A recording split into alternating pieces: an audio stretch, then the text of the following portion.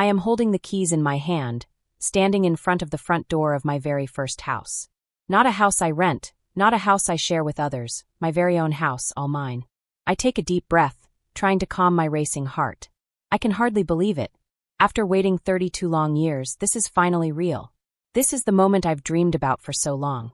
But before I continue, hit the subscribe button and tell me where are you watching this from, and what time of day is it?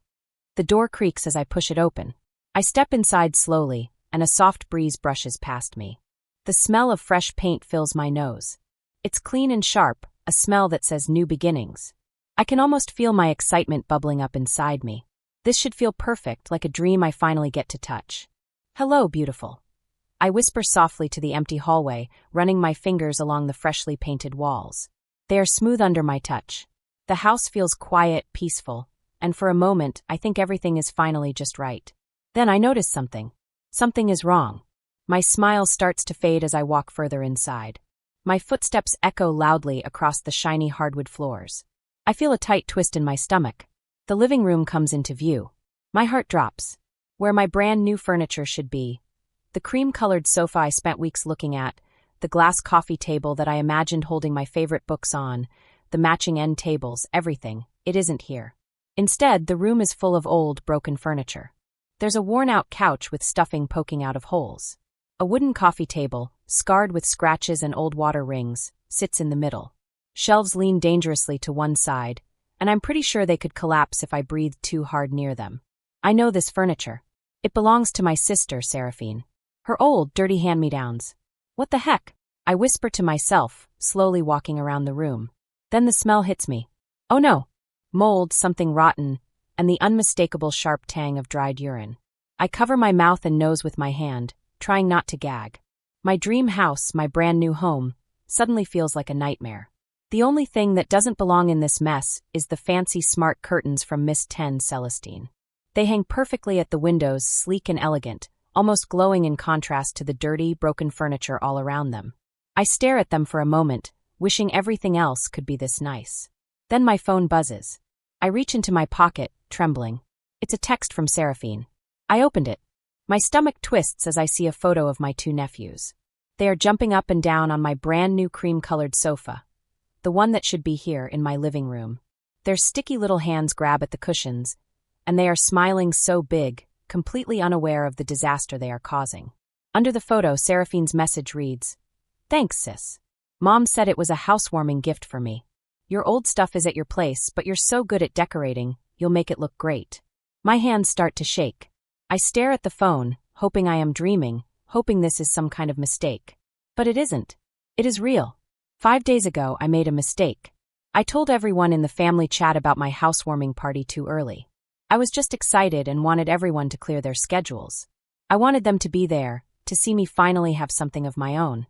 I wanted them to notice me, to recognize how much this meant to me. My mom, Linda, had immediately replied, "Oh, I want to see it before everyone else. Let me come over. I want to be involved." My heart had warmed at her words. For once, my mom wanted to be part of my life, not just Seraphine's. For the first time, it felt like she actually cared about me. I felt seen. I felt loved. Then the furniture company called. Delivery was scheduled for Friday, the very same day I had a big, important work meeting that I couldn't move. Before I could think of a solution, my mom offered, "Let me accept it for you. I'll be there Friday morning." I had handed her the spare key, feeling so grateful that she wanted to help. I had thought, finally, after all these years, my mom actually cared about me. What a joke. Now I sit on the dirty, broken couch, not caring about the dust that rises into the air around me. I feel a strange mixture of anger, sadness, and disbelief. I have spent my entire life being invisible, always paying my own way, always helping everyone else, covering Seraphine's mistakes, sending money for her kids, making sure they have everything they need, while she posts happy vacation photos online. And now here we are. My phone buzzes again. Another message from Seraphine. "The boys love the sofa. It's perfect for our place. Mom said you wouldn't mind. You're so independent." Something inside me snaps. I do not cry. I do not scream. Instead, I feel a strange calm, like ice water running through my veins, spreading to every part of my body. I look around my brand new home at the disgusting furniture my mom and sister have dumped here. I take a deep breath, ignoring the smell. I stand up, brush the dust off my clothes, and grip my car keys tightly, feeling the cold metal bite into my palm. My sister's apartment is only 10 minutes away. My mother is probably still there, laughing with her about how they tricked me again. My dad is probably in the corner, quiet, watching as he always does. Not this time. I don't lock the door. After all, there is nothing left to steal. I get in my car, start the engine, and drive straight to Seraphine's apartment. This ends today. Keys still clutched in my white-knuckled grip. I thunder up the stairs to her second-floor apartment. My breath comes in short, angry bursts as I reach her door. I don't knock. I use the spare key she gave me.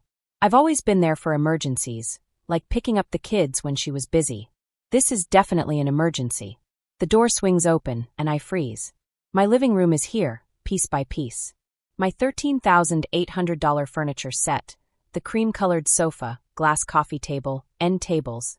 Everything I bought with my own money is crammed into her tiny apartment.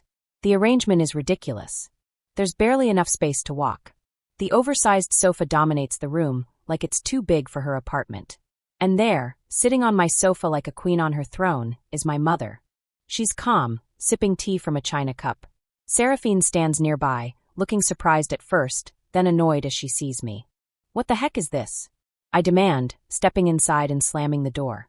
Mom sets her teacup down with exaggerated care. Arden, there's no need for that tone. No need? You stole my furniture. I yell. We didn't steal anything, Seraphine says, folding her arms.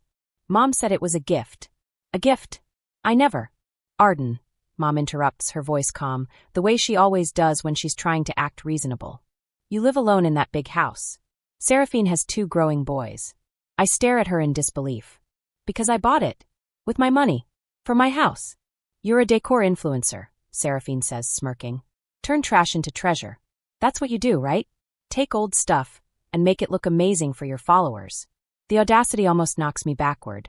They dumped dirty, broken furniture in my brand new home. That couch smells like urine. Mom gasps, placing a hand over her heart. Are you saying my grandsons aren't house-trained? They're not animals, Arden. They're kids. I snap. You're taking toys away from the kids, Seraphine hisses. They love that sofa. See what you're doing? For a moment, I feel that familiar pull. The guilt, the obligation, the need to make everyone happy. But something has changed inside me. I kneel down to their eye level, gently placing my hands on their shoulders. Sweeties, I'm not mad at you. I love you. But this is Auntie's property. Your grandma and Mom took it without asking me. You are always welcome in my house, and you can use my things, but not like this. The boys sniffle, their eyes wide and uncertain. Normally, I would cave by now. I usually give in, I usually apologize. But this time is different. This time, I am standing up for myself. From the corner of the room, my father finally speaks. I hadn't even noticed him sitting there, quiet as always. Seraphine, just give your sister her things back, he says softly. Mom shoots him a look that could freeze lava. He shrinks back into the corner, silent and defeated. I stand back up and take a deep breath. My body feels heavy with exhaustion, but also with relief. I've finally said what needed to be said. I've finally taken control of my own life. I look around the room, at my beautiful sofa now trapped in someone else's apartment, and I know I will get it back. I know this is not the end. I glance down at my nephews. They still look scared, unsure what is happening. I kneel again. I love you guys, I say softly, but you can't keep my things without asking me. Auntie's house, Auntie's rules. Okay. They nod slowly, still sniffly, but I see understanding in their eyes. This is the first time I've really set a boundary, and it feels good. I straighten up, my resolve hardening. Today is the start of something new. No more being invisible. No more being taken for granted. I have my house. My things. My life. And I am not letting anyone take it away again. I stand up tall, straightening my back as much as I can. I try to make myself feel bigger and stronger. I need to be brave. I can see everything clearly now, even though it hurts. It hurts to finally face the truth, but I know it's necessary. My family has been taking advantage of me for as long as I can remember. They take my money, they take my things, and sometimes it feels like they don't even care about me at all. They have done this for years, and I've let them. But today is different. I've decided, enough is enough. I say firmly, give it back. Now, or there will be consequences. Seraphine steps forward. She's my sister, and she looks very angry. Her eyes are sharp, and her face is twisted with a mean kind of smile. "You dare," she says. "What exactly are you going to do?" I put my hand in my pocket and held my phone. I think about it for a second. What am I going to do? Seraphine leans against the kitchen counter, looking smug, like she already knows she's won. "You can't do anything," she says. Her voice is full of confidence. She really believes she's untouchable. My mother nods, setting down her teacup with a small clink. "Be reasonable, Arden," she says softly, her voice calm but firm. "You have your photo shoot with Miss Celestine on Tuesday. You can't let this family fight ruin it." She smooths her skirt, looking perfect and composed, just like always. "Think about your reputation," she says. "Think about the kids," Seraphine adds, pointing toward my nephews who have slowly retreated to the hallway. Their little eyes are wide, watching everything. They love that furniture. Are you really going to take it away from them? This is exactly what my family has always done. They've made me feel guilty for decades. They treat my boundaries like suggestions, not rules. They've threatened me, tried to manipulate me, and even used children to make me feel bad. I've fallen for it for 32 long years. But not today. I pull my phone out of my pocket, my hand steady. "You're right," I say calmly. "I can't do anything." I pause and watch their faces. Relief spreads across them like sunshine after a storm. They think they've won again. Then I add quietly, "But the police can." I dial 911. My mother's teacup crashes to the floor with a loud shatter. "What are you doing?" she screams, her voice rising with panic. "Yes, I'd like to report a theft," I say calmly, my voice steady. "Robert," my mother yells. "Do something. She's calling the cops." My father steps forward from the corner of the room, his hand raised like he's going to stop me. For a moment, he isn't just the quiet observer he's always been. He looks like he might finally take action, the enforcer my mother has always wanted him to be. I look at him. "Dad, don't," I say quietly. Something passes between us. A silent understanding. 32 years of things we didn't say, of moments we didn't share, are packed into one single glance. Slowly, his hand drops. He retreats back into the corner, his shoulders slumping. He's made his choice. My mother lunges at me, trying to grab my phone. "Give me that," she screams. I step aside easily, keeping the phone pressed to my ear. Now they are assaulting me, and the police are coming to help. I tell the operator everything. The officers confirm that they are on their way. The next 20 minutes are chaotic. My mother paces the floor, switching between threats and desperate pleas. Seraphine tries to call my bluff, insisting that I won't actually go through with it. My father sits silently, staring down at his hands. My nephews peek from the doorway, their small faces filled with confusion and worry. Finally, there's a knock at the door. Instantly, the apartment falls silent. 2 officers stand in the doorway. The first is a woman with short blonde hair, looking serious and confident. The second is a man with serious eyes, scanning the room carefully. "We received a call about a theft," the woman says clearly. My mother immediately steps forward, putting on her polite, proper mask. "There's been a misunderstanding," she says smoothly. "This is just a family matter. My name is Arden Vale." I interrupted her. "I purchased $13,800 worth of furniture that was delivered to my home yesterday. Without my permission, my mother and sister took it and replaced it with this." I show them photos of the old, dirty furniture now sitting in my living room. "Do you have proof of purchase?" the male officer asks. I pull up the receipts on my phone, along with the delivery confirmation email. The female officer looks carefully at my mother and sister. "Ma'am, did you take this furniture?" she asks. My mother shifts strategies, smiling sweetly. "It was a misunderstanding," she says. Arden agreed to give the furniture to Seraphine. Her children needed it. "That's not true," I say quietly. "I never agreed to that." The officers separate us and take statements individually. They read the texts from Seraphine, thanking me for the gift. They listen to my mother as she gets more and more flustered. They notice my father's silence, and they watch my nephews quietly observing everything from the doorway. After what feels like hours, the female officer calls us together in the living room. "Based on our investigation, this is a clear case of theft," she says. "The furniture was purchased by Ms. Vale, delivered to her home, and removed without her consent. You have 2 options: return the property immediately, or Ms. Vale can press charges and take this to court." The color drains from my mother's face. Seraphine's smug, confident smile has completely disappeared. "We'll return it," my mother says tightly. Under the watchful eyes of the police, they begin the humiliating process of repackaging the furniture.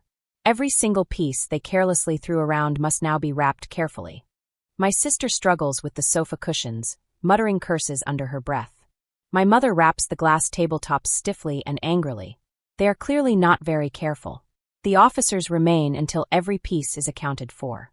As the last item is loaded into the truck, I turn to leave. The confrontation is over. I've won. Don't you ever show your face in this house again. I say, my voice calm but firm. My mother screams at my back. I pause at the door and turn slightly. That's the best thing you've said all day, I tell her. I look directly into her eyes, letting 32 years of suppressed truth rise to the surface. Oh, and don't expect that $600 on the first of the month, I add. The truck follows me back to my house, with the officers supervising the return of my furniture. Once everything is back in its proper place, the police leave, giving me a case number, just in case. Finally, I'm alone. I stand in my living room, surrounded by my belongings. The victory feels strange, almost hollow. The cream-colored sofa has an ice cream stain from my nephews. The coffee table has a scratch. A tag is ripped from one of the end tables. I take out my phone and begin methodically documenting everything. I record videos of the entire room, then take close-up photos of each imperfection. The stain, the scratch, the ripped tag. I'm not sad. I don't have time for that luxury. I called an emergency cleaning service for the sofa. It's the weekend, so the rate is higher, but I don't care. The stain has to be gone before Tuesday's photo shoot with Celestine Marlowe. Everything must be perfect. The weekend passes in a blur of preparation. On Saturday morning, Isolde arrives, arms full of groceries and cleaning supplies. You called the cops on your mom? She says, her voice filled with awe. You actually did it. I had to, I reply, arranging the throw pillows to hide the darker patch on the sofa.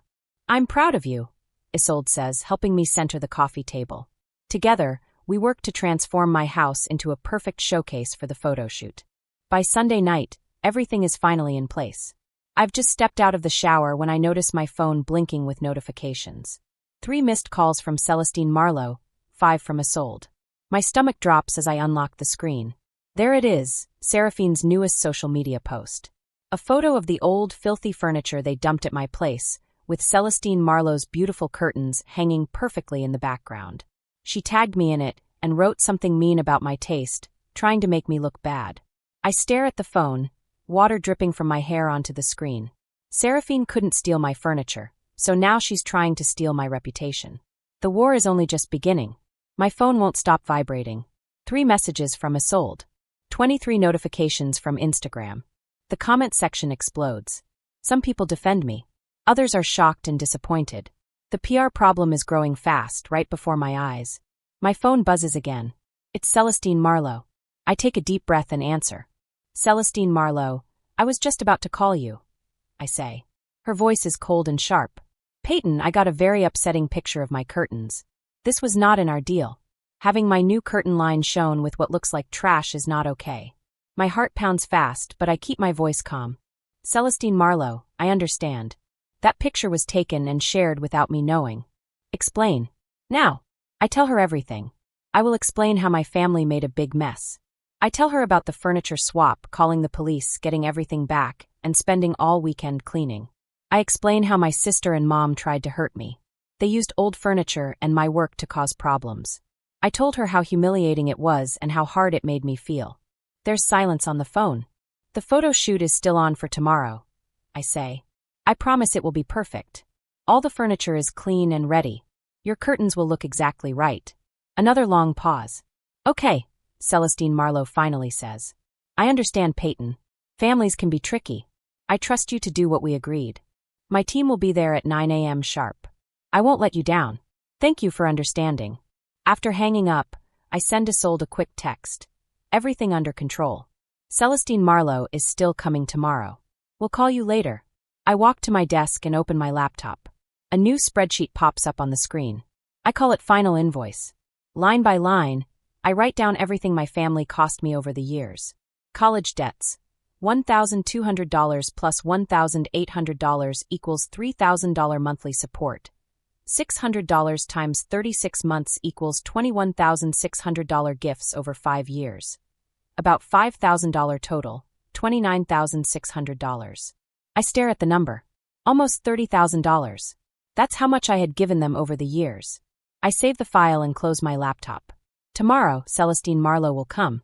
The next day, the photo shoot makes my living room very busy. Lights are set up. Stylists fix the furniture. Celestine Marlowe looks at her smart curtains. She smiles. The curtains can change from see-through to opaque when you tell them to. Isolde stays close to me. She took the day off to help. She keeps glancing at the door nervously. They won't come, I tell her. I know what she's thinking. I wouldn't be surprised, Isolde says. Mom has the nerve of 10 people, and Seraphine copies her like a puppy.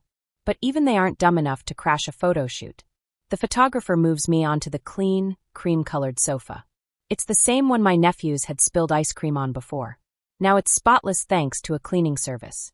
Perfect, the photographer says. Now reach for the curtains like you're about to adjust them. I do what he says. The camera clicks quickly. These are beautiful, Celestine Marlowe says, looking at the pictures. Absolutely perfect. For hours later, we had many amazing pictures. They show my decorating skills and Celestine Marlowe's curtains beautifully. The living room looks like a page from a magazine, not a mess like Seraphine tried to make it look. After everyone leaves, Isolde and I sit on the sofa with glasses of wine. You did it, she says, clinking her glass with mine. Crisis over. Celestine Marlowe seemed happy. She was, I say. We're sharing the pictures tomorrow. That'll show Seraphine's failed plan. I take a long sip. One more thing to do tonight. After Isolde leaves, I open the final invoice spreadsheet. I attach it to an email for my mom, dad, and sister. Subject, final invoice. Payment not expected. The message is short. This is what being the family ATM has cost me. The ATM is closed. Do not contact me again. I hit send and immediately block my mom's and sister's numbers. For the first time in years, I feel light and free. 2 blocks away, Seraphine slams her phone down on her coffee table. What does she mean the ATM is closed? She screams at Mom. I need that $600 a month. Mom paces around the room, angry. This is ridiculous. She can't just cut us off. After everything we've done for her. Done for her? Seraphine laughs bitterly. Like what? You've never done anything for her except take it. Watch your mouth, Mom snaps. This is your fault. You posted that stupid picture. My fault. You switched the furniture. Now she blocked both our numbers. They yell and argue for a long time. Their kids hide in their bedrooms, covering their ears. Robert sits quietly, rubbing his head. After an hour, he goes to the spare room and takes out his phone. He types a message to me. They've been fighting all night. Seraphine says you cut off the money. Maybe you should think again. For the boy's sake. He waits for a reply. But none comes. 3 months have passed. 92 days since I sent that final invoice. 92 days of peace, no calls from Mom or Seraphine. My phone buzzes on the kitchen counter. It's Dad. The 4th call this week. I let it ring until it stops. Then a voicemail pops up. Arden, it's Dad, he says, sounding tired. Can't you forgive your mother? She misses you. We all do. I deleted it without replying. The first dozen times I felt a little guilty. Now I feel nothing. My clean cream sofa sits in my living room like a trophy. A reminder that I finally made them understand. My phone buzzes again. This time it's Aunt Marigold, Mom's sister. Arden Vale, what's wrong with you? She says sharply. How can you be so cold? Family forgives, Arden. Seraphine made a mistake. Just let it go. I pull the phone away. Aunt Marigold, this isn't about forgiveness. It's about respect and boundaries. Boundaries, she spits. That's just a fancy way of saying selfish. I hung up. Within the hour, I got texts from 2 more aunts and an uncle. The whole family is trying to reach me. I set my phone to do not disturb. I focus on my work. Celestine Marlowe's curtains were such a success that 3 more home decor companies want to work with me. My business grows as my family's anger grows. Days go by. More calls. More texts. I delete them all without looking. Peace surrounds me like a warm blanket. I can finally walk around my apartment without fear of phone calls or surprise visits. I can sit on my sofa and enjoy my morning coffee. I can focus on my work and my dreams. The cream-colored sofa is always clean, the smart curtains always shining, and my living room is exactly how I want it. Even when I go out for errands, I feel lighter. I don't worry about my mom or Seraphine showing up to ask for money. I don't check my phone every 5 minutes. I feel free like I haven't felt in years. The first weekend after blocking them, Isolde comes over to help me organize some new projects. You're finally happy, aren't you? She says, smiling. I am, I say. I didn't know how much I needed this until now. I can finally live my life without worrying about being their ATM. Isolde hugs me. You deserve this. No one should treat you like that. I nod. It feels so good to have someone who really understands. I start working on my newest project. This one is even bigger than Celestine Marlowe's curtains. I plan everything carefully. I draw sketches, make notes, and research all the best ways to show my work. The week goes by quickly. My phone stays quiet except for work calls. I answer those. I delete every message from my family without reading it. At night, I sit on my sofa with a warm blanket and think about how far I've come. I remember the old days when I would give them money and gifts without thinking, when I would clean up after their messes, when I would try to make them happy even if it hurt me. Now, none of that matters. I have boundaries. I have respect. I have peace. And for the first time, I feel proud of myself. Even Seraphine and Mom's angry messages don't reach me.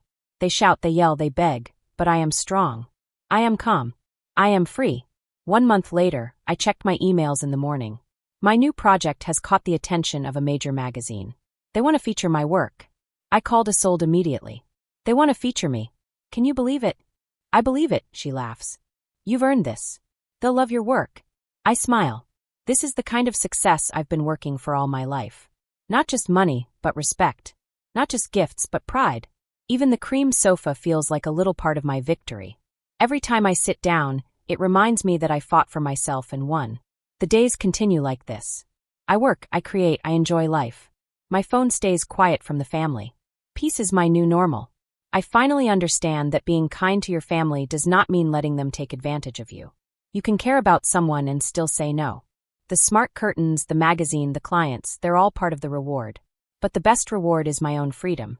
And even though my family still talks about me behind my back, I don't care. I have my life, my work, my friends, and my boundaries. I know now that respecting myself is more important than pleasing people who don't respect me. Every evening, I sit on my sofa and smile. I think about the last 3 months. No calls, no anger, no stress. Just peace. And I know it will stay that way. It was a quiet Tuesday evening when my phone buzzed. I looked at it and saw a message from my dad. Most messages from him were short and boring, but this one was different. There was a picture attached. I opened it. My nephews, Theo and Milo, were smiling up at me. They were holding a sign they had made themselves. It was all messy and cute with big letters that said, "We miss you, Auntie P." My heart tightened.